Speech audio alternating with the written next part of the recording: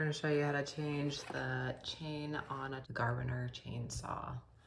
This is the specific one we're working on today. It's important to know your chain length, the gauge, as well as the drive lengths to make sure you get the right size chain. So I've got two nuts here that I need to loosen. That's step one. Let's get them both loose. And that off. That's one.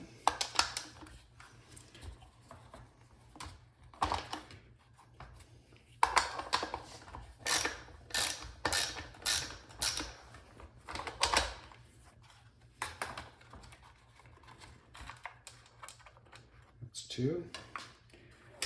Now we're going to lift off this plate. Just comes off. And we're going to clean this out. This comes off as well. We're going to clean this out. And this is our old chain, which got really gross cutting palm trees. So we're going to take it to the store, get it cleaned and resharpened for later use. So now we're just going to clean now? Yeah. Now that we've cleaned it off, we're going to put things back together. Step one, you've got to put this on. And eventually you're going to pull the chainsaw tight, but while installing it, you're going to push this down in. You're then going to get the chainsaw. First, you're going to loop it around the back end. And you're going to come around to the front. And again, we bought the right chainsaw blade that has the right amount of teeth and gauge. I'm going to wrap this all the way around. If it's the wrong one, it's not going to install properly. Once it's loose, what I'm going to do now is kind of pull on it. If it's all the way out, you can't loop it around. There's not enough chain. So once we kind of get this whole U part in place, you can see there's a lot of slack back here, so we want to tighten it. So I'm going to pull it. And now you can see it's tight. You want to make sure that it still moves around the chainsaw when you tighten the bolts. And I'll show that step. So we've cleaned this all out.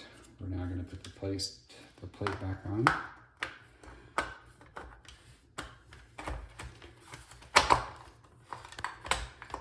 Okay.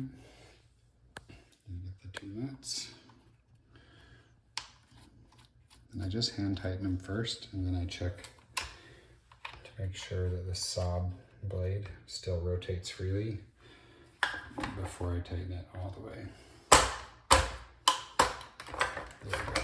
You see how that gets down better. So change the rotation and do one nut first. Just kind of snug. This one kind of snug too, so it can still move as necessary. Then I'm going to check the blade, make sure it still rotates. If you do it too tight, and then make this really tight and this doesn't move, then you have to take it all off and loosen it.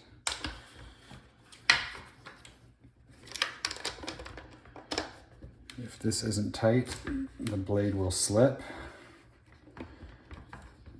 because this holds this piece in place nice and tight.